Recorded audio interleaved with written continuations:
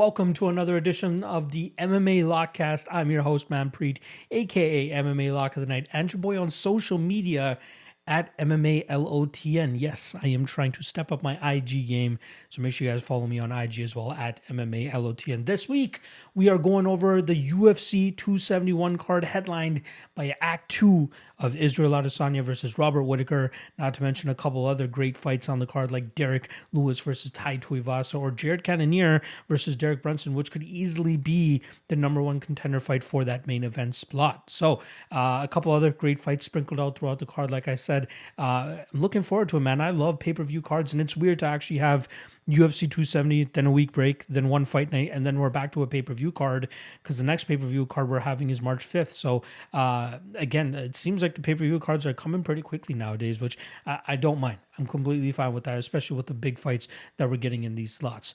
As always, let's go over the last event, which was UFC Vegas 47, and we come out with a slight loss. Well, we'll start out with the losses. The prelims didn't really go the greatest for us. I did have Davis in a parlay. She was able to go out there and get the win over Stoliarenko, but I had her parlayed with Miles Johns, the squarish parlay you could ever make for that card, and I blasted it. At 1.5 units I had on it. Obviously, I missed on that. And I'm going to be doing my best to move forward and not have any lazy plays like that. I feel like that's a lazy play to just parlay 2 -200s and think that they're going to hit. Not to say I didn't think that both people were going to win. I truly believed they were going to win, but Miles Johns was a little bit sketchy. We'll say that to begin with. But the other spots, I had 1 unit on Danilo Marquez at plus 310 against Jailton Almeida. I was completely off on my read there, and I'm willing to admit it, and that's something that we have to do as predictors, analysts, and gamblers. We have to admit when we were wrong, and I was absolutely wrong in that spot. So shout out to everybody that went in on Jailton at -400. He looked -5,000. I'll admit it. Next up, I had 3 units in total on Marc-Andre Barriault. That fight didn't even get started, man. Chidi did a very good job in terms of kind of just pressuring him into the cage and then eventually unloading with that 2 strikes that put him down and ultimately followed up with that ground and pound to get him out of there. I've seen Barriault take shots from towering light heavyweights in the past with massive knockout power and never went down. Yet Chidi and Jaquani just needed to snipe him, and that was all it took. So can't really cap those types of things. Is what it is. I was happy with the line that I got. We just didn't get to see the fight play out, and unfortunately, we'll never get to see it again either, right? What are the chances that Chidi and Jaquani and Marc-Andre Barriault are ever going to run this fight back, right? It's probably never going to happen. But I'll still be looking to back Barriault going into the future, obviously depending on who his opponent is. This fight doesn't really tell us much other than Chidi's a fucking sniper. Pretty much. Then we had the dog of the night play, which hit for us. It was 1 unit on Brian Battle at plus 145 against Trishan Gore. I wish I went deeper in that spot. Again, prime example of a spot where the guy who was the favorite didn't deserve to be the favorite, right? 3-0 guy. Sure, it looks shiny when he strikes the way that he strikes and has a couple of knockouts on his record. But the guy just looked overconfident coming into fight week, even talking about being a potential double champ. Like, chill, dog. You got to get the win in the UFC first, and it seems like he just let it slip through his fingers, kind of was shocked by the moment once he got there, and just didn't really have much success outside of that second round where he hurt Battle a little bit, but it just couldn't get the job done either. And then the lock of the night play comes through, which I'm happy about. 4.5 units at -207 on Sean Strickland. No idea how that was a split, but that's a conversation for another time. That cashes for 2.17 units. At the end of the day, we are down 1.88 units on that card. Again, a couple lazy bets on that parlay. That was 1.5 units. And then maybe even the Danilo one. I don't really regret that one. Again, I felt strong with my read going into that, and at plus 310. Didn't have to convince me too much, but my read was totally off on that. All in all, -1.88 units, like I said. But eyes already on UFC 271. That was the first event of 8 straight UFC events that we got coming up. So no point in licking our wounds. Let's just move right on. And luckily, I already have my lock of the night placed for this UFC 271 card, not to mention a couple other spots that I've already fired off on. I love several spots on this card, so I'll be having a decent amount of bets for this card, and I can't wait to see how they play out for you guys. All of this stuff is already posted up on the Patreon. Shout out to all the guys that are already on the Patreon. They have early access to all these breakdowns that you guys are about to see. Not to mention the best bets and props article, which goes over every single fight, gives you the best bet and best prop, at least from my perspective, as well as a little bit of insight in terms of how you should be thinking about this fight from a live betting perspective as well. Not to mention the pay-per-view parlay for the patrons, which is I give out a poll to my patrons. They pick on their 4 favorite spots on the entire card.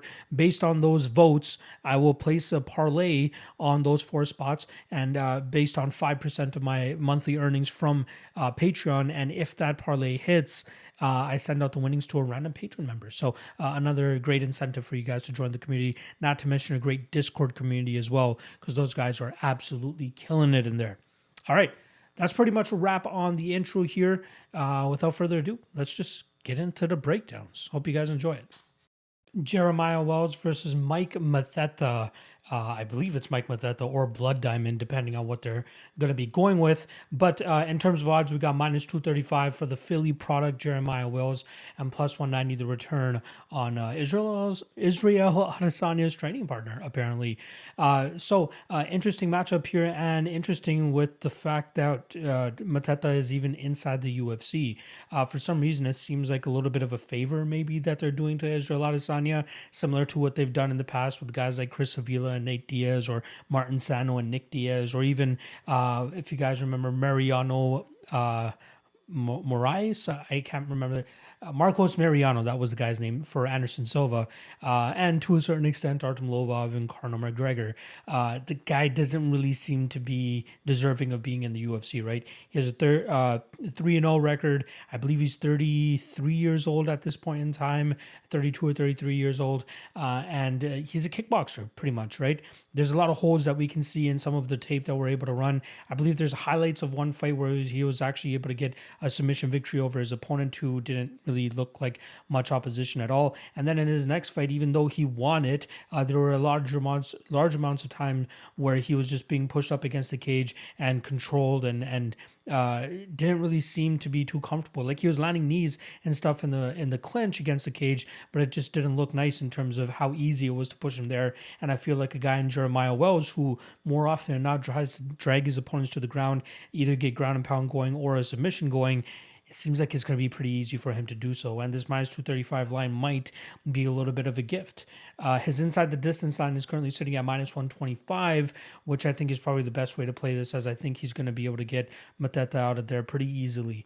I think the way for Mike to win this fight is trying to stay on the outside and find that kill shot. But I think Wells has seen much harder kill shots in the past. And in terms of cardio, Wells, doesn't really blow you out of the water with his cardio, but neither does Mathetha. So again, I don't see really where Mathetha has an advantage. I think Wells is a pretty good spot in this fight, and unless we've seen unless there is a drastic improvement in Mathetha's game over the 2 years that he's been out of the cage, I don't know what he's even doing to deserve to be inside of it, at least in the UFC. So I'm pretty high on the Jeremiah Wells side here, and I'm pretty high on the fact that he's going to be able to go out there and get a finish as well. So I'm going to call it first round submission for Jeremiah Wells. Douglas Silva de Andrade versus Sergey Morozov. We got minus 220 on Morozov and plus 180 on the veteran Douglas Silva de Andrade. Now, Douglas Silva is coming off a beautiful KO knockout of Gaetano Perello back in a couple months ago, actually. I'm trying to recall right off the top of my head, but beautiful performance from him there. Landed nice and early on him, and then eventually caught him beautifully with a check left hook, as I don't know what Gaetano was trying to do, trying to close the distance with his hands down, but a completely clean shot from Douglas there, and eventually got put out. Before that, Lerone Murphy was able to take out Douglas via decision, but there are a couple fights on his record that make me believe that this is not a good stylistic matchup for him. Obviously, I don't want to bring up the Piotr Jan fight, because Piotr Jan is fucking Piotr Jan, but he obviously had some grappling success against Douglas late in that fight, punishing him on the ground, eventually making his corner stop the fight. And even Renan Barão. Now, people might might gloss over that fight just saying, oh, you got to win over him. No duh. But go back and watch that fight. There were some spots where it got a little fishy for Douglas. He was struggling to get out from under Hernandez, which was very puzzling. And Henan had a lot of success trying to take him down, right? There wasn't many stuffed opportunities from Douglas that night, but Henan pretty much when he wanted to, almost when he wanted to, he was able to ground that fight. But Osiris Maia, and if I'm not mistaken, that's actually Damian Maia's brother, was kind of standing them up a little bit quicker than I expected. You know, if there was another ref or if there was somewhere else in the world, maybe they would have let that fight continue on on the ground, and Hernandez probably would have got his hand raised via decision just off of control time. Because that's exactly what I'm expecting my guy Sergey Morozov to do. Now, I'm very happy that I was able to get him at an underdog price last time around against Khalid Taha. Absolute disgrace that he was an underdog in that fight, and he let it be known right off the bat. Took down Khalid plenty of times that night, and he has some decent boxing as well to compensate closing the distance and getting his wrestling going. He's very sharp with his hands, pretty good with kind of evading big shots from his opponents, and I get it. He lost to Umar Nurmagomedov in his UFC debut, but he was a plus 400 dog, and it's Umar freaking Nurmagomedov, right? So a very tough debut for him to go up against in what was Umar's UFC debut as well. But it was absolutely atrocious, the fact that he was an underdog in his next fight against Khalid, who was a much easier opponent for him to take care of. And that's exactly what he did. I said after that performance, I'd be surprised if we get Sergey anywhere around minus 200 again, depending on his opponent, of course. And here as well, I thought he'd be a little bit wider. Maybe come fight week, the line will start to balloon up to that minus 300, minus 400 range. But, you know, I'm shooting this on the Friday before fight week, and he's still hanging around minus 220, which I think is a steal of a line. He has a decent chin. Obviously, Umar was able to test it, but he has a little bit more of an unorthodox striking style compared to the meat and potato style of Douglas Silva de Andrade. And Andrade could obviously clip him, but sometimes when he throws his big shots, he kind of overextends, leaving himself to be open, and that's where a lot of his opponents are able to land the takedowns, and that's where I think Sergey is going to be ready to go for as well. Training at American Top Team as well for the last couple fights now for Sergey Morozov is a huge plus for him, and I think they're going to be able to devise a perfect game plan to go out there and beat a guy like Douglas. So I'm all over Sergey Morozov here. I love him in this spot. As of this recording, I already have 3 units on him. I might add another 2 and make him my lock of the night play, as I am that impressed and sold on him. I think that this is a perfect spot for him to win. The only way he loses is if Andrade knocks him out, and I'd be willing to take my shot given how much better Morozov is how much better Morozov is overall as a fighter. So I'm going Morozov, and I think he absolutely dominates Silva de Andrade here, and I think he wins via decision. AJ Dobson versus Jacob Malkoun. We got minus 150 on the Contender Series alum and plus 130 the return on Robert Whittaker's training partner, Jacob Malkoun. Now, last time we saw Malkoun in the cage, he came in as a hefty underdog to Abdul Razak Al Hassan. Luckily, he was able to get his grappling game going, drown Al Hassan, and really suck the energy and power out of him, allowing him to just go out there and grapple his way to a decision victory. A lot of people were very low on him, obviously, given that in his UFC debut, he got starched by Phil Hawes in mere seconds. But people kind of just wrote him off and thought that the same fate would happen to Al Hassan, who, to be fair, has a plethora of first-round finishes on his record. So I kind of get it, but the odds were just absolutely off on that fight. Now we get another similar build guy, like maybe not physically speaking, but the same type of style where they want to go out there and knock his opponent's head off. That's exactly what we're getting in AJ Dobson here, with a ton of power. He showed it in the Contender Series fight against Arkaga, where he hurt it on numerous occasions, eventually sinking in a rear naked choke near the ending of that first round to get his hand raised. Someone notable that we saw in his corner that night was Mark Coleman, and you see a lot of the work that Dobson is doing is in that Ohio area, mainly out of Immortal MMA, I believe that's the name of it, but it's actually Matt Brown's gym, but he's been cross-training as well over there at Strong Style, which is Stipe's gym as well.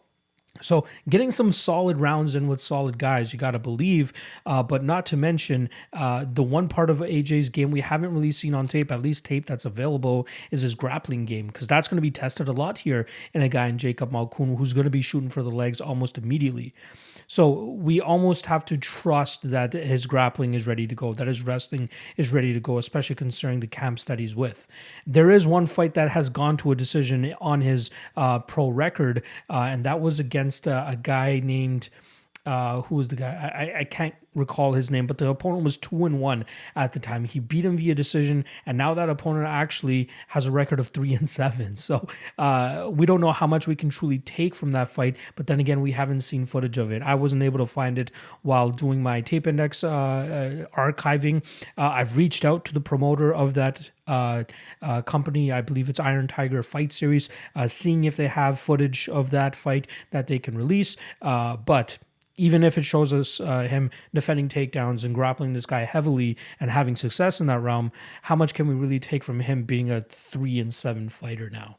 So that's a little bit of a concern. But I still slightly favor him. I still give him like a 55% rating here, as I do think he, from what we've seen, it looks like he's kind of well-versed in the grappling realm from what we saw in the Arkaga fight. And maybe that should be enough for to allow him to keep the fight on the feet and eventually find that knockout against Malkoun.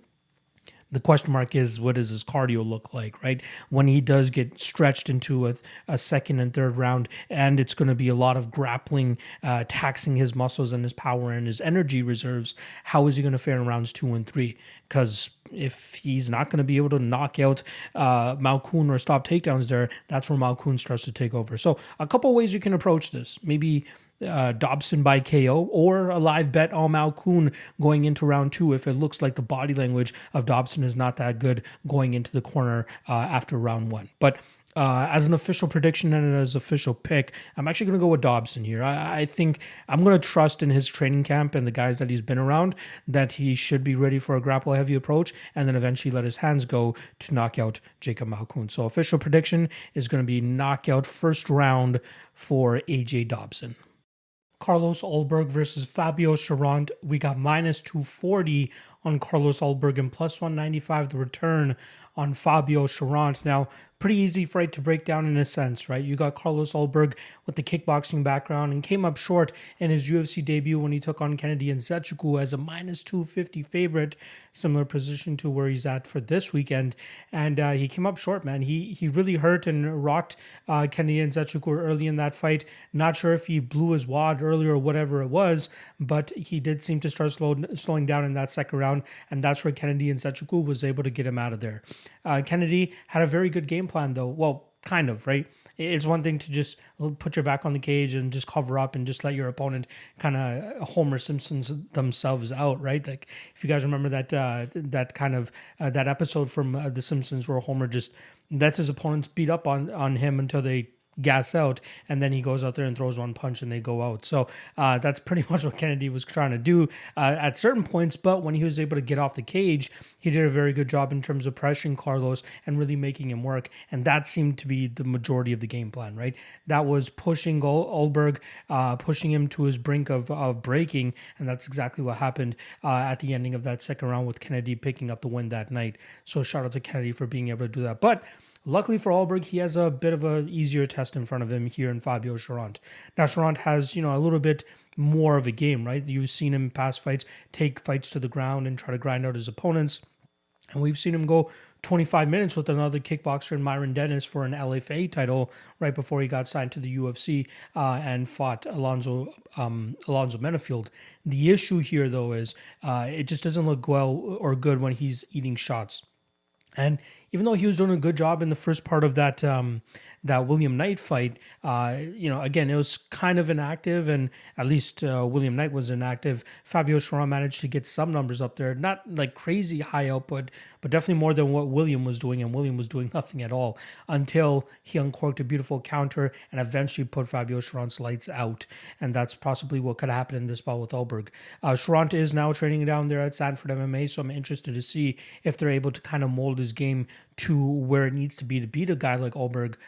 Because as of right now, the product that we're getting from Cherant, it makes me believe that Ulberg will absolutely go in there and put this kid's lights out as well. I'm not too keen on backing Ulberg at minus 240. Like I said, if this fight does get extended and Cherant does have some grappling success, he could absolutely find some success and pull off the upset in this fight. But I just don't like how he reacts to getting hit. And I feel with the 3-inch height and reach advantage that Ulberg is going to have in this situation, he's going to use every inch of that. And I think he'll be able to finally snipe Cherant probably in the first or early second round to eventually get him out of there.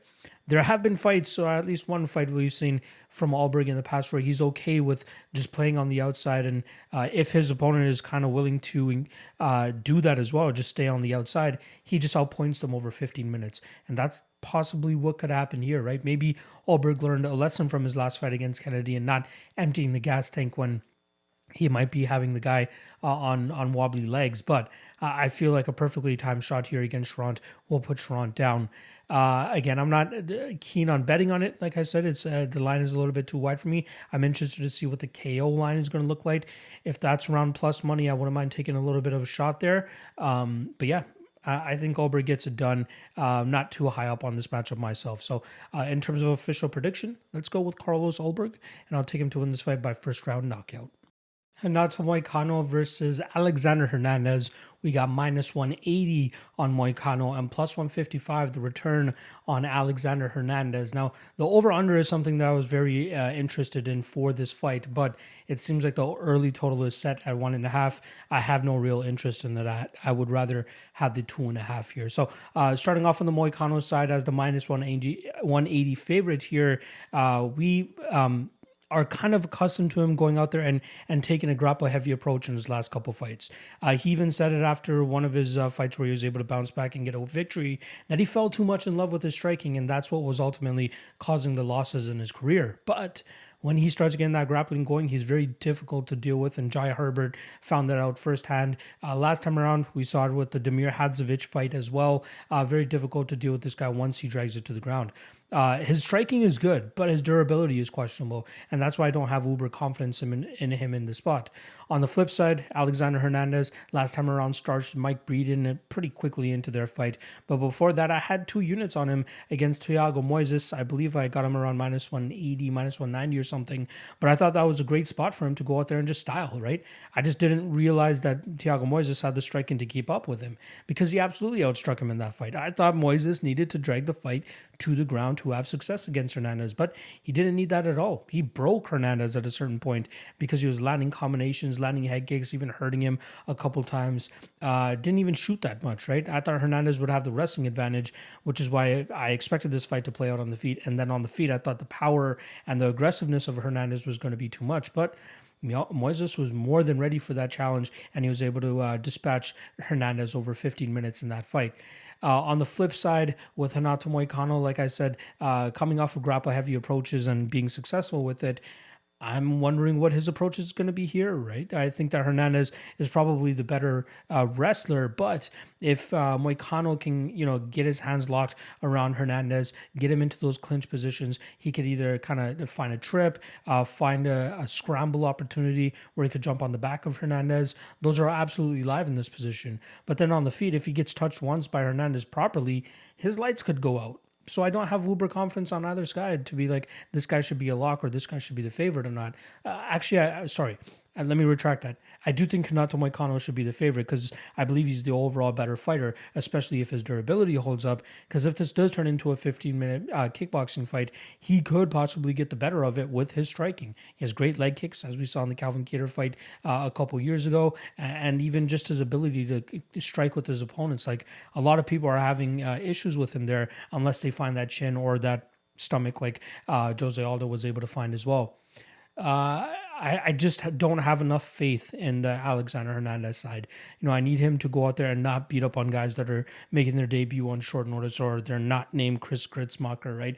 I need him to go out there and show me that, which is why I wanted the under 2.5 in this fight if that's the total they eventually switch over to later this week.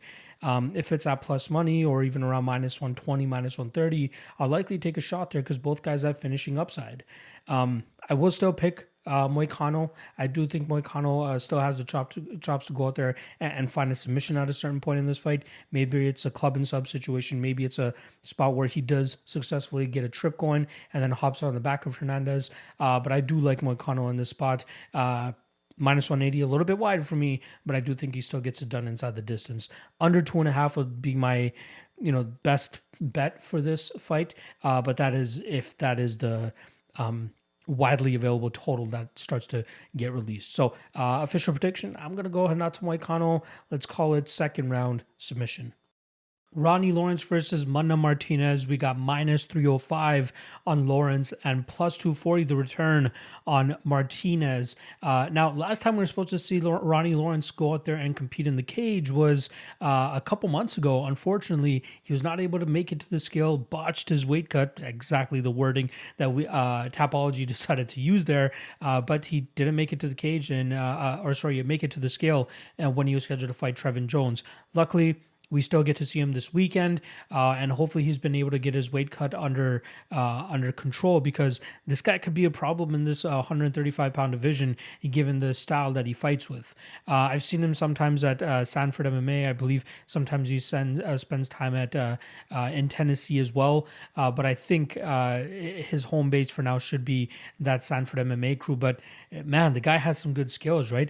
Coming into the Contender Series against Jose Johnson, I believe the kid's name was, he was a plus 250 underdog. Not a lot of people expected him to go out there and get the win that he did, but he landed 12 takedowns, and not to mention a control time of almost 10 minutes that he was able to control Jose Johnson and obviously win that fight.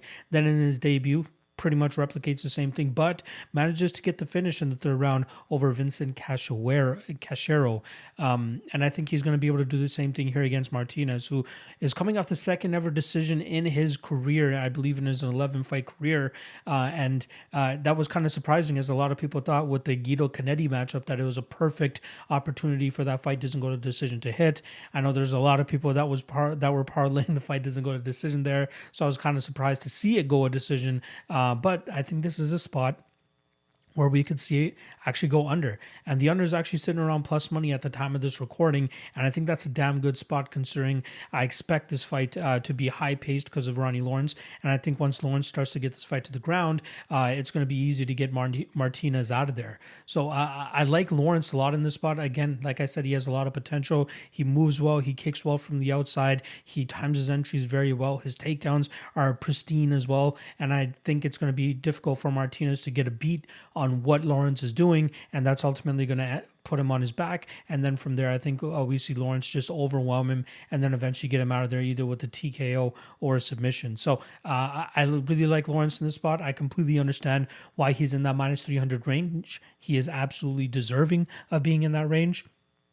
And I wouldn't be mad at anybody looking to parlay him here. I wouldn't even mind looking at the inside the distance line for him as well, because that seems to be a pretty good spot for him in this fight against Martinez. So, Martinez, decent striking. We've seen him knock out guys pretty quickly in fights. So unless he catches Ronnie Lawrence on the entry of a takedown or even some of the combinations he likes to throw and catches him with the perfect shot, I just don't see how Martinez comes out with the W in this fight. So the only thing I will caution us with, wait until weigh-in day for Ronnie Lawrence, see if he makes it to the scale properly. Like, outside of that botched weight cut against Trevin Jones, he's never really had issues. He's always made weight on the scales, and no matter who he's facing or what weight class he's been fighting at. And I'm expecting the same thing this weekend, that he will show up with a point to make. I'm sure he was embarrassed of the last debacle on the scales, or actually not even making it to the scales, like I said. So I'm hoping that he'll come in there right at that 135-pound limit. That would be great to kind of make a statement as well. But in terms of the fight here, stylistically speaking, I think he blows through Martinez, and I think he even finishes him. So official prediction, we're going to go Ronnie Lawrence, and I'll take him to win. Let's call it second round TKO. Maxime Grishin versus William Knight. We got minus 165 on the Maxime Grishin side and plus 145 on William Knight. Now, William Knight's coming off a pretty controversial decision victory last time over Alonzo Menafield in a fight that and it seems like a lot of people scored 29-28 for Alonzo Menafield. Easily, you could give the first round to William Knight, given that he did rock and hurt Alonzo Menafield near the ending of that round. But in the second round, seemed like Menafield was getting the better of him. And then in the third round, very slow-paced round, right? You get Alonzo Menafield controlling him up against the cage for close to 3.5 to 4 minutes, and then when they finally separate near the ending of that round, you see William Knight start to unload on some shots. But a lot of those shots were missing. There wasn't really any spots that Alonzo Menafield looked like he was in any sort of trouble, yet the majority of the judges scored it for William Knight in that third round, which I found surprising. I thought the control time was more than enough compared to the little bit that William Knight was able to put together in the last 45 seconds of that third round. But doesn't matter. He comes out on the winning end. And now here he comes in against the guy, Maxim Grishin, who will likely be a very tough task for him in this spot. Grishin, very big light heavyweight. He actually missed weight the last time around against Dustin Jacoby by 4 pounds. So hopefully he has that under control this time around, especially considering that it looked like he started to slow down later in that fight against Jacoby. And that's where Jacoby was able to start taking over in the second and third rounds, outstriking him, landing the bigger, better shots, and just being more active as well. I do think that Grishin matches up very well against William Knight here. They're going to be at a huge size disadvantage, with Thick Willie always being the shorter guy at light heavyweight. But on the Maxim Grishin side, like I said, very big heavyweight fight or light heavyweight fighter who actually used to compete at heavyweight and even has a win over Alexander Volkov from back in the day. So just lets you know the type of competition he's been going at for the majority of his career. But I think he's going to have success in terms of holding William Knight up against the cage, similar to what Alonzo Menafield was able to do. And even when they're at range, I do think that Maxim Grishin will get the better of those exchanges, kind of pot-shotting him from the outside, even kicking him to try to keep William Knight on the outside. The only way I really see Knight winning this fight is if he's able to catch Grishin clean on the chin. And that's absolutely possible, right? We saw him do it against Fabio Cherant 2 fights ago, especially on a lazy entry from Fabio. I'm hoping that we don't see that from Grishin here, as again, that's the only way that William Knight really wins this fight. If Grishin just plays it safe, stays on the outside, he could absolutely go out there and win this fight just off of discipline alone. So I like the Russian in this spot. Maybe a buy low spot for him as well, around that -165 line, considering that he, in my opinion, should be a slightly bigger favorite in this spot. William Knight, a lot of his success is dependent on him getting the knockout, and if he doesn't, sometimes he loses, or he has won a couple decisions on his record, but now you're taking steps up in competition, and especially in the UFC, it's going to be hard to come by decision victories, especially with the way that he fights. So I'm going Maxim Grishin. I think he's a good spot this weekend, and I do think he wins this fight via decision. Alex Perez versus Matt Schnell. We got -320 on Alex Perez and +260 return on Matt Schnell. Now, some people might be low on Alex Perez because of his last performance where he just put himself into a guillotine and got submitted by Davison Figueiredo. However, at -320, seems to be a decent amount of people backing him as well. And I do think that he is a trustworthy spot here against a guy in Matt Schnell. So Alex Perez, in my opinion, he has solid fight IQ, right? Like, he knew his best way to win the fight against Figueiredo was to take that fight to the ground, and he wasted no time doing so, getting the fight to the ground or attempting to, but he did fall victim to that guillotine choke of Davison Figueiredo. A lot of people might look at that and be like, come on, dog, how could you get yourself submitted in such a big spot by such a rookie type of mistake? However, again, in my opinion, it was a good idea for him to take the fight to the ground, because he probably would have got lit up on the feet. In the Jussier Formiga fight, high-level BJJ black belt Jussier Formiga, Alex Perez decided to go out there and just calf kick him to death, eventually getting that finish at the ending of that first round. So good fight IQ from him there. Then in past fights where we've seen him have the grappling advantage over his opponents with not much to worry about in regards to the jiu-jitsu coming back his way, he takes these guys to the ground, grinds them out, finds a finish from on top, or grinds them to a decision victory. I'm expecting that Alex Perez this weekend against Matt Schnell. Matt Schnell is a solid striker. I think he's the better technical boxer out of both of the guys, but his takedown defense leaves a little bit to be desired. And although he is active off of his back at times, I do think that Perez will have tremendous success in terms of controlling him and getting some dominant positions of his own from on top, and possibly even finding a finish as well, whether it's ground and pound or a submission himself. I lean Perez. I think he is parlayable in this spot. I think he redeems himself pretty emphatically here. And, whether you want to take the under or even take Perez by inside the distance, I think both are good bets here, because I think that we'll see Perez have tremendous success. Again, dragging this fight to the ground. I like his takedowns. His entries are great. Matt Schnell, again, good striker, but I think he's not going to be able to really let that go, especially with the takedown attempts that are going to be coming his way. And that's where I think we'll see Perez have his success and his ability to get his hand raised here. So I like Perez. I think he bounces back. I like him inside the distance as well, but I wouldn't mind just parlaying him at around -300, as I do think he is a safe enough spot this weekend. So I'm going to go Perez. Let's go second round TKO via ground and pound. Roxanne Modafferi versus Casey O'Neill. We got minus 365 on the streaking prospect Casey O'Neill and plus 280 the return on Roxanne Modafferi, who will be stepping into the cage for the last time, according to her. Just on a gossipy side, apparently she has a significant other. I believe that they intend on having a family together in the near future, or a little bit later into the future, and I believe that's truly why she's starting to hang it up. Not to mention she's getting up there in age, and she can't really hang with some of these women that are have her beat athletically or even skill wise. But this fight against Casey O'Neill, in my opinion, is closer than the odds suggest. Don't get me wrong. I still think Casey O'Neill deserves to be the favorite, being she's the younger, more explosive fighter. But if we go back and watch the performances and not just the results from Casey O'Neill, you will absolutely be able to see that this should be lined closely, right? Casey O'Neill has issues at times kind of being put up against the fence or even being taken down, even to the extent that when she fought Lara Procopio, all three judges gave the first round to Procopio off of what Roxanne Modafferi is good at. Antonina Shevchenko, somebody who, people, they scoff at her grappling skills. She gets full mount on Casey O'Neill and gets these solid strikes off. Ultimately, she gets reversed and put on her back. But Roxanne Modafferi is the best fighter she's fought in the UFC to this point, and she's great at exactly what has been giving Casey O'Neill some issues, and that's getting taken down and being held down as well. Roxanne Modafferi is definitely one of the better women in this division. Now, a lot of people are going to say, oh, look at her age, she's getting up there in age. But in my opinion, with women's MMA, if you have an older woman, but her base is grappling, I don't think it causes too much cause for concern. Not to mention, Modafferi is quite durable, right? She's going in there with some pretty vicious women, Viviane Rojo, Tyler Santos, and coming out, relatively unscathed. I will say Casey O'Neill, she is more aggressive than those women. She looks more for the finish than those women. So that is obviously a little bit of cause for concern if you are looking to back Modafferi here. But Modafferi in professional MMA fights has not been finished since 2010.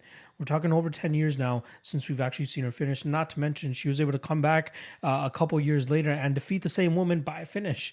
So she managed to avenge that loss. But the last time she was actually finished, we're talking about exhibition fights now as well. When she was on the Ultimate Fighter season 18, she got finished by Jessica Rokosi, who's a boxer. So that's the last time. It's been a long time. We're talking about almost 9 years ago, the last time she's actually been finished. So going to be very difficult for Casey O'Neill to pull her away.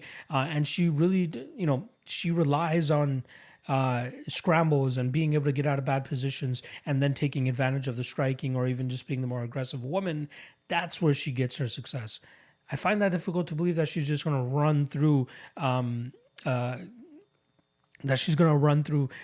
Modafferi at an 80% indicated line, right? Close to 80%.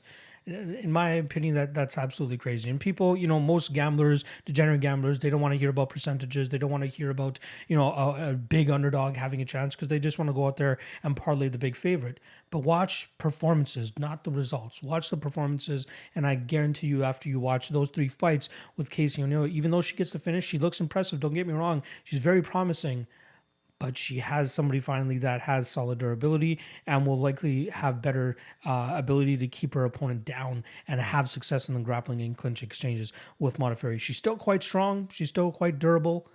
That's the case that I'm trying to make here with Modafferi. With that said, I'm still picking Casey O'Neill here. She's going to be my prediction, but I would not advise getting trigger happy on parlaying her in every single spot, because once this fight comes down and she might lose, then you're going to be pissed off at yourself for parlaying everything with her. Sure, go ahead, toss her in a couple parlays. I'm not saying not to, but don't put your house on it, as somebody earlier on Twitter told me. That's not the way to go about it, especially if you're playing her straight. A 27% return roughly. Not a good look. But I will pick her to win this fight. I do think she eventually finds that top position in the second or third round and starts raining down big shots. Again, Modafferi will cover up well. She'll do a good job in terms of trying to bucking and trying to create scrambles.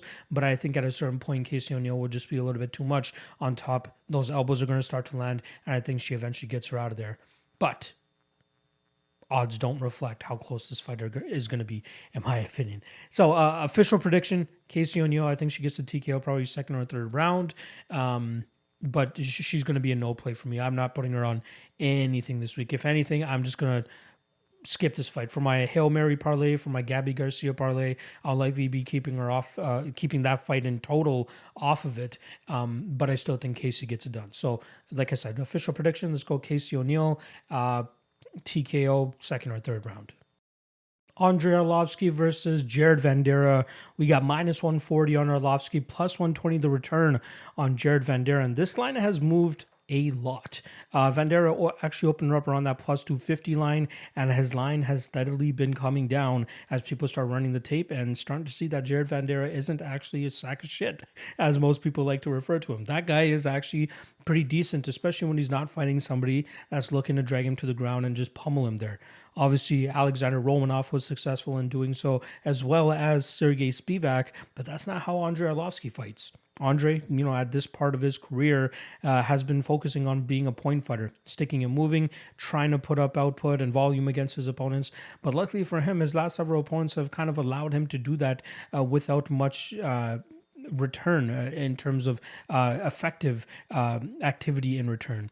Arlovski can get up there in the 90s and 100s, significant strikes landed, but when he's not meeting much resistance, it's pretty easy for him to do so, right? Chase Sherman usually only looks for big shots or a couple leg kicks.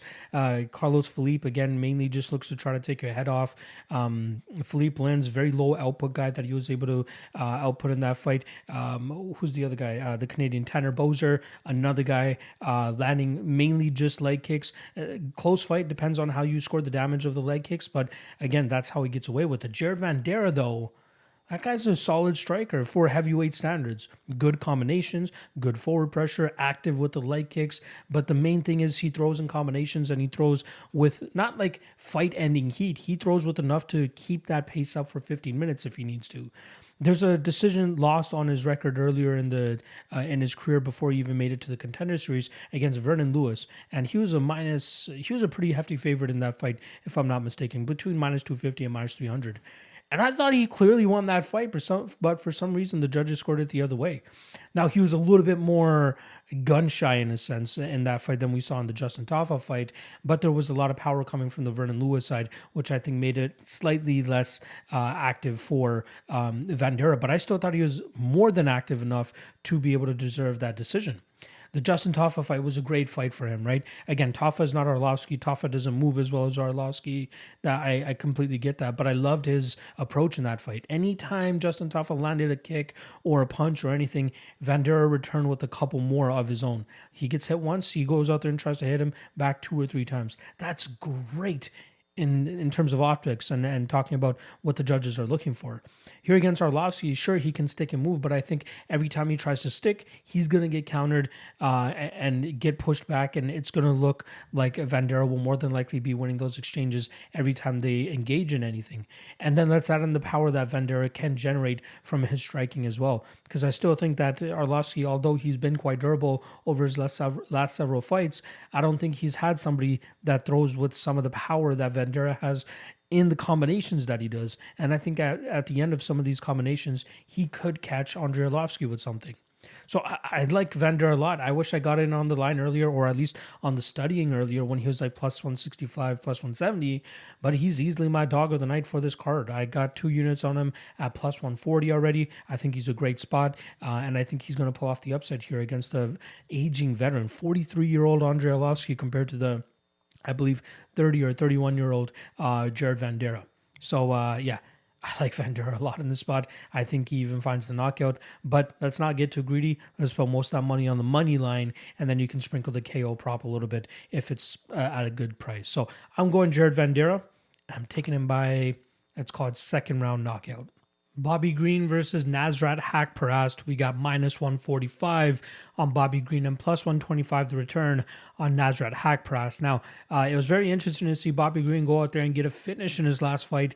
And even more interesting was that it was 8 years exactly since the last time he got a KO finish, although there were some weird circumstances surrounding that finish or KO victory of James Krause. I'm not going to get too far into it. If you guys are interested, go back and watch it on Fight Pass. But it wasn't a legitimate knockout. Let's get that clear. But to get that victory over Al Iaquinta, the way that he did was very impressive, especially considering that everybody expected him to be a decision fighter at this point in his career. And again, the statistics show that as well, that he is mainly a decision fighter. But Al Iaquinta actually kind of admitted it after that fight, and ultimately that's why he ended up retiring. But he said, as soon as I got cracked, I just knew I wanted out of there. And that's why Bobby Green, in my opinion, was able to go out there and land the shots that he was able to, and then ultimately follow up with some ground and pound and get that finish. So good win for him there. But his style is pretty much boxing, right? He likes to slip a lot. He likes to kind of eat a couple and return fire as well. He doesn't really like to mix much else into his game, right? Very rarely do you see him going for takedowns or clinching with his opponent. He likes fighting in that boxing distance and that pocket range, and just likes to exchange with his opponent. Nasrat Haqparast will more than likely be willing to throw with him here, as his last time around he fought a much more versatile striker in Dan Hooker, who was just having absolute success from the outside, landing pretty much at will, and Nasrat Haqparast was throwing at air pretty much for the entire time. I'm sure he'll hit Bobby Green a couple of times here. I'm just not sure how cleanly, and I ultimately think he's going to be eating some counters for his troubles. Now, I believe Haqparast has about a 70% striking defense rate, which isn't that bad considering the level of competition he's been going up against. But I think that Bobby Green is just a slicker boxer in this spot. My concerns with him are usually that he doesn't, he usually doesn't have the widest, widest performance. And what I mean by that is, like, it's not as dominant when it should be dominant, right? There are just so many fights of his that just play out a little bit too close that usually don't justify his betting line, which is usually in that minus 250 to minus 300 range. So it's interesting to see him at that minus 145 line here. Again, this fight could be close. Haqparast is a striker. He's a striker. I could see them going at it. And Haqparast might land some big bombs at times, but Bobby Green has shown a pretty solid chin up until this point, so I'd be surprised if he gets dropped or rocked or finished by any of these spots. But I do like Bobby Green here. Not enough to bet it. The interesting line here is actually the over 2.5, which is at minus 225. Now, that seems like it should be a little wide, right? That's usually kind of what people say around that minus 200 line. But the last time Bobby Green stepped in the cage against Al Iaquinta, that over 2.5 was at minus 400. And now that he got a finish in his last fight, that number is starting to come down. So I think there is some value at that minus 225 range, as I do expect this fight to play out over 15 minutes. Who gets their hand raised? I'm thinking Bobby Green, but I don't mind eating a little bit of chalk just to have that over 2.5, because again, that seems to be the spot in this fight. I'm going to go Bobby Green. I think he'll land the better of the exchanges. I think he'll land more frequently as well, and I think he should go on and have a classic Bobby Green type performance. So my prediction for this fight is going to be Bobby Green via decision. Kyler Phillips versus Marcelo Rojo. We got minus 365 on Phillips and plus 280 the return on Rojo. Now, this is a fun fight. I'm always a big fan of watching Phillips go out there and compete with his flashy style, but now he has a willing dance partner in Marcelo Rojo that should produce fireworks and should be very entertaining for us as fans. In terms of a betting perspective, though, minus 365 doesn't sit too nice with me on the Phillips side. He should win, and we've seen him fight a similar archetype before in a guy in Song Yadong who throws as much heat as Marcelo Rojo, kind of comes forward the same way, but obviously Song Yadong a much better version of Rojo, and we saw Phillips easily pick up the first 2 rounds in their fight, ultimately winning a decision that night. On the Rojo side, he is coming off a knockout loss to Charles Jourdain in a barn burner of a fight, ultimately getting finished near the ending of that 3rd round. But that's how he fights. He moves forward, he throws big bombs. Sometimes you're throwing a takedown or 2, but more often than not, he wants to go out there and try to knock your head into the 5th row. I think Phillips will be ready for that. I think Phillips' movement is going to be too good for him. He'll be able to strike in and out very well before getting hit too badly. And I think the main thing that he should be focusing on this fight is getting the fight to the ground. Use that jiu-jitsu. I believe 4 out of the 7 losses on Rojo's record have come via submission, and they've come against guys that aren't as good as Kyler Phillips on the ground. Phillips is very well versed on the ground and does a very good job in terms of changing levels and timing opportune takedowns. And I think that's exactly what could happen here. John Crouch and the guys over there at the MMA lab, I'm sure they'll have him ready to go, especially with a grapple heavy approach, especially if he can get this fight to the ground and use his jiu-jitsu. That's where he will shine. There are some question marks in terms of Phillips's cardio, right? I don't want to put too much stock into the Paiva fight because he was a couple punches away from finishing Paiva that night. Excuse me. He clearly emptied the tank in that first round, and that ultimately he paid for that in the second and third rounds. We do see him kind of slow down in the Song Yadong fight in that third round as well. His output is just not as much. We're seeing Yadong getting the better of him, and I think Yadong deserved to win that round as well. So there is that bit of concern that if he starts slowing down here against Rojo, especially if he takes a grapple-heavy approach, then that cardio might get gassed a little bit faster, and Rojo might be able to get to the chin a little quicker the later that this fight goes. That's what's kind of keeping me off of Phillips or even parlaying him heavily at this minus 365 range. He should win this fight, and I think he has a damn good chance of finishing him. So the spot that I'm actually going to be looking at, and the odds are not out for this yet, but the under 2.5, if it's at plus money, I'll likely take a little bit of a shot at it because I think there's finishing upside on both sides. Obviously, the KO threat from Rojo, but the KO and submission threat from the Phillips side because he's, in my opinion, that much better than Rojo. So I like Phillips here. Again, I'm not too high on the price tag, but he should win this fight. He should go out there and do what he needs to do. And in my opinion, that's getting this fight to the ground and getting that submission. So I'll have a little bit on the Kyler submission here, a little bit on the under, again, if it's at plus money. But my official prediction for this fight is going to be Kyler Phillips via submission. Jared Cannonier versus Derek Brunson. We got minus 170 on the Killa Gorilla Jared Cannonier and plus 150 the return on Derek Brunson, who's been on an absolute tear over his last 5 fights, where he's on a 5-fight winning streak, been able to dispatch of some guys, finish Edmund Shabazian as a big underdog, finish Darren Till as a slight underdog, and that underdog trend continues, right? In those 5 fights, he was an underdog in 4 of them. The only other fight, he was actually a pick'em price against Elias Theodorou, and that fight was the one that sparked this 5-fight winning streak for him. And once again, he comes in as an underdog here against Jared Cannonier, not really getting the love of the public or the odds makers. But I think this line is quite accurate. I think, honestly, when I was first taping this fight, it was roughly around minus 180, minus 185 for Jared Cannonier. And I thought that was a solid line, a good spot to take Jared Cannonier. So now seeing the line kind of start move in here, I think I'm going to, remain a little patient and wait for my entry point on Jared Cannonier into this spot, as I believe he is the spot in this fight. So Jared Cannonier, obviously we know he used to fight at heavyweight, light heavyweight, and now has finally found a solid home at middleweight, and likely would have secured a title shot for himself if he was able to get past Robert Whittaker 2 fights ago. Unfortunately, that fight did not go his way, and I believe he broke his arm early in that fight, which ultimately led to lower volume and lower work rate from him in that fight. But bounced back very well against Kelvin Gastelum last time around in August in a fight that I was actually live from. Well, you guys can't see it in the frame here, but I have my VIP ticket hanging over my right shoulder. But solid performance from him there. Good striking, solid work in the clinch and the grappling. But the main thing here is whenever you go back and watch these fights for Jared Cannonier, he has damn good takedown defense. Specifically at 185 pounds, he's been able to stuff 22 out of 26 takedown attempts from his opponents. And even when taken down, he does a damn good job of getting back to his feet. Like you see his fights in the light heavyweight and heavyweight division where he struggles to get back up from, under some of these bigger and better grapplers. And although Derek Brunson will have the grappling advantage in this fight, I don't know if he'll be able to complete takedowns regularly enough, nor hold down Jared Cannonier long enough to actually score well on the judges' scorecards. And then on the feet, Jared Cannonier will send this guy into orbit. You know what I mean? I think that Cannonier still has that crazy knockout power. And we've seen Derek Brunson, even in every single fight that he's won during this 5-fight winning streak, he gets rocked and hurt and put on wobbly legs in every fight, and luckily his takedowns are able to bail him out. But I don't think they're going to bail him out here against the guy in Cannonier who has great takedown defense, and again, great ability to get back to his feet, great awareness to nullify the amount of success his opponents have in those grappling exchanges.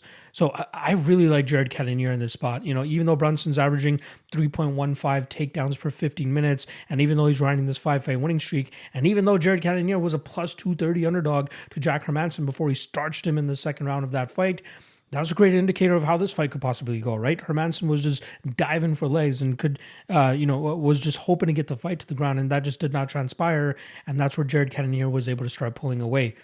We can say what we want about Hermanson and Brunson and who's the better takedown artist. I would say maybe Brunson is, but I think at a certain point it's not gonna pay off for him. And we can really nitpick, the run that Derek Brunson's been on. Say what you want about Elias, the Heinisch fight. It was weird to see Heinisch have such a cardio dump in that second round and third round and couldn't really keep up with what Brunson was doing. So solid and fair win for Derek Brunson. Don't get me wrong, but as time has gone on, we've seen, Edmund Shabazian, that line was absolutely inaccurate considering the cardio issues he continuously has. And Derek Brunson was able to take full advantage of that, not without some adversity early in that fight. But again, we can nitpick the cardio disadvantage that Shabazian had in that fight. Cannonier ain't have no cardio disadvantage or cardio issues. I think he'll be fine no matter how long this fight goes. What was the fight after that? The Darren Till fight, another one where I heard that Darren Till was going into that with a pretty battered and broken knee and an injured knee, if I'm not mistaken. And I believe he talked about it after the fight as well. But a couple nitpicky things that we can do with Derek Brunson's record. And then obviously I skipped over it, but the Kevin Holland fight. We know Kevin Holland can't defend a takedown for his life, especially that version of him. And I think that Jared Cannonier will be his toughest test in terms of being able to get this guy to the ground and controlling him. People see Brunson controlling all these other guys, but they're, I don't know if they're not doing their tape study, but there is not a fight that you can show me in the middleweight career of Jared Cannonier that shows me that he just lays on his back and accepts the position. I think the most control time he's ever given up is against David Branch, high-level jiu-jitsu black belt. But even that, he was able to defend properly, get back to his feet, and make David Branch pay and eventually knock him out. That's what I think is going to happen here. Even if Derek Brunson lands a takedown, I think we'll see Cannonier get back to his feet and knock him out. So I'm going to go second round knockout here for Jared. I want to say Jared Vanderaa. Second round knockout for Jared Cannonier. And don't be surprised if you guys see me with a hefty wager on him this weekend. Derek Lewis versus Tai Tuivasa. We got minus 180 on the Black Beast. We'll have the hometown advantage here. Plus 155 the return on Tai Tuivasa. Now, both these guys have legitimate knockout power, right? That's kind of the main thing that makes this fight so exciting. But in terms of a striking style, the main difference between the two is that Tai Tuivasa at times likes to chop down that lead leg of his opponents and then start to let his hands go after. You see it in the Greg Hardy fight and numerous fights before that. I was surprised that we didn't see it as much in the Sakai fight, given how mobile Sakai is, but it didn't matter anyway because Tai Tuivasa eventually tracked him down and knocked him out in that second round.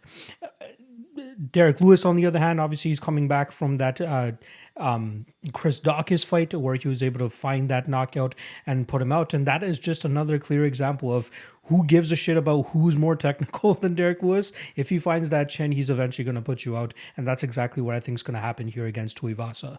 I don't have a huge lean on it, right? It's not a lock of the night play type of feel or anything because Tuivasa could easily land his own big punch and put Derek Lewis down. Most of Derek Lewis's TKO losses have come due to just exhaustion or his opponents really working the body well. But the last time we saw him like really out was against Matt Mitrione back in 2014, I believe it was. It's been years since we've seen him actually out. And Mitrione did a very good job of putting him away. He got rocked a little bit by Sean Jordan by this weird wheel kick type of thing or hook kick that he threw. And then Sean Jordan was able to get on top of him and just TKO him with the ground and pound in that spot. Tai Tuivasa only been stopped one time against Junior Dos Santos, who hurt him pretty heavily on the feet and then eventually got into full mount and pounded him out that way. But outside of that, Tai Tuivasa has not lost via knockout. He was close against Greg Hardy when Greg Hardy landed a beautiful shot, but the inexperience of Greg Hardy led him to get countered perfectly by Tuivasa, and his lights actually ended up going out that night. No big lean here. The under 1.5, a lot of people like to try to be sneaky and pick the over 1.5 in heavyweight fights. I don't think that this one's going to go over 1.5. I don't even think it's going to reach the second round. And the reason I say that is they're in the co-main event slot here in the hometown of Derek Lewis. That guy likes to go out there and put on big shows in big spots.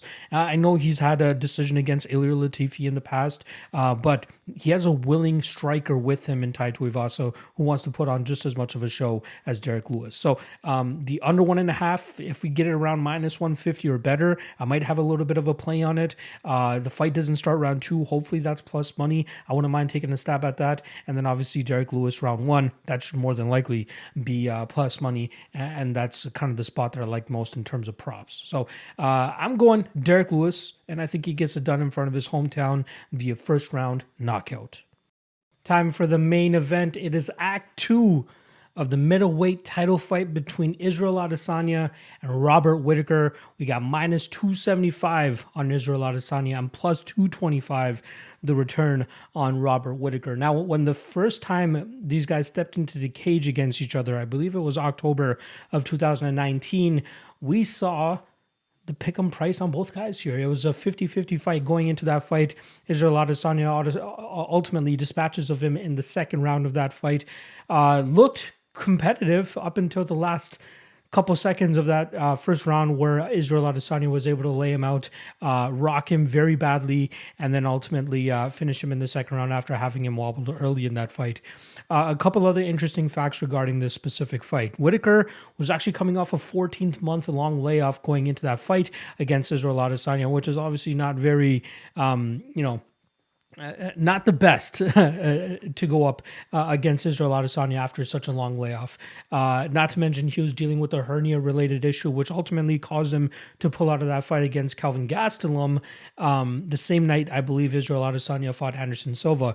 But he comes back, rehabs, gets back to somewhat good health, and goes up against Adesanya. And apparently, according to a lot of the interviews after the fight, he was dead set on trying to take the head off of Israel Adesanya. And you could see that in his game plan. He was going out there and he was just trying to knock the hell out of Israel Adesanya, a little bit more aggressive than he normally is, right? He was darting in and out a lot. He was putting up a lot of volume, which is why I thought he had a good case of winning that first round up until getting dropped and rocked by Israel Adesanya in the last seconds. But after that, Whittaker just was not the same. Adesanya was able to just wait, stay patient, and eventually find that kill shot midway through the second round.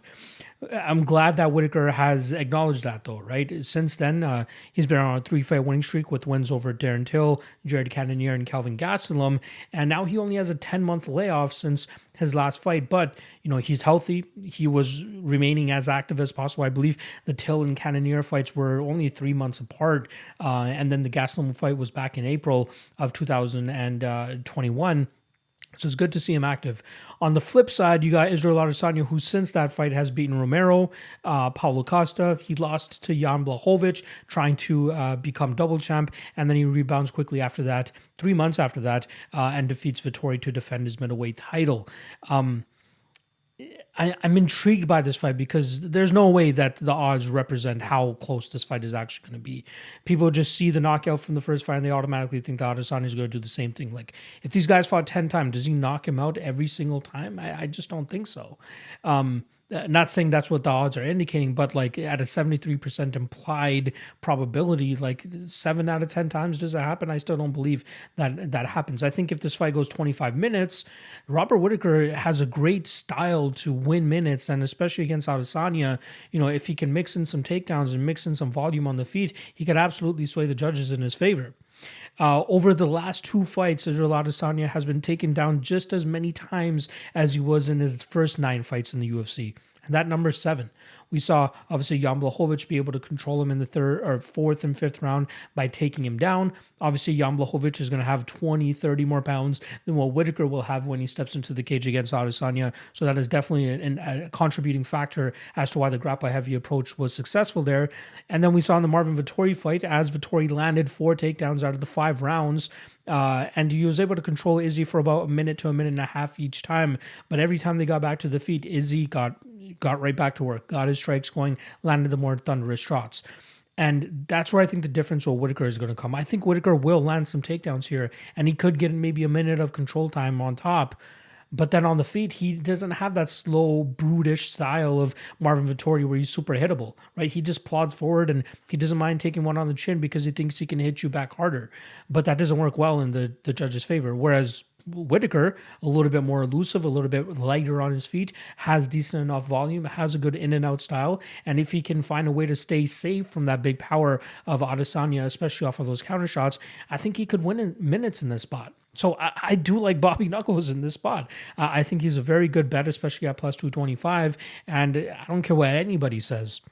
You can't justify minus 275 against the guy that I believe is one of the best middleweights of all time, right? Robert Whittaker is right there, 1A and 1B with Israel Adesanya, at least in terms of current active middleweights. And I think that's why he deserves to have, he should be maybe plus 140, plus 150. Sure, Adesanya should be the favorite in this spot, but I just don't think to this extent at minus 275. So I like Whittaker. I think he'll do enough work overall, land a couple takedowns, volume on the feet. I think he'll fight a much smarter fight than he did when he first stepped in the cage against Adesanya. So I'm going and new once again for Robert Whittaker, and I think he gets it done via decision. And that's a wrap on the breakdowns. Hope you guys enjoyed the episode. If you haven't already, please hit that like, hit that subscribe, show your boys some love that way. And if you want to go the extra mile, Patron is in the description below, $5 a month. Like I said at the top of the show, a ton of great perks for you guys. And I didn't even get to shout out Coolbet at the top of the show. Shout out to Coolbet, use promo code MMALOTN2, and they'll match your initial deposit up to 100%. I believe that's, they match it up to $200. I got it wrong last time. I'm getting it right this time. $200 is what they'll match you up to if you use promo code MMALOTN2. And lastly, if you guys don't already know, I'm sure I've already said it a gajillion times by now, the Coach's Main Event Marathon begins tomorrow. I'll be dropping the episode. I believe I'll be dropping it at 11 a.m. Eastern time. I'm actually going to be premiering it. So what that means is you guys will be watching it drop as I drop it, and I'll be chilling in the live chat with you guys just to talk about the show and see how you guys enjoy it. I'm actually doing it with this episode here right now. It's something that I want to do moving forward so that I can kick it with you guys in the live chat while the episode is going on, and I don't have to worry about talking to you guys. I just have to type to you guys. So can't wait to be doing that. All right. Appreciate the love. A ton of great content coming to you guys throughout the week. Remember, propping you up this week. It's a pay-per-view episode. That means it's on the All-Star, and it'll be me and Cody doing the breakdown for you guys. Friday, don't have my guests yet, but I'm pretty sure it'll be somebody that you're going to want to hear from. Trust me, I got a couple in the bag that I can't wait to bring out for you guys. And then Saturday, obviously, Fight Day live chat, 1 p.m. Eastern, going over all things UFC 271 for the last minute. And one last thing, Friday 7 p.m. Eastern, IG Live. That's why I've been plugging the IG a little bit over the last couple of videos. IG Live 7 p.m. Eastern, talking to you guys. I always talk to you guys in the DMs and comment section and all that. Now is your opportunity to hop on an IG Live with me, drop your best bet for UFC 271, and I'm going to try to cycle through as many of you guys as possible within 30 to 45 minutes. So make sure you guys go check that shit out too. All right. Enough rambling from me. Appreciate you guys checking out the episode. Good luck on your bets this week, and I'll see you guys throughout the week.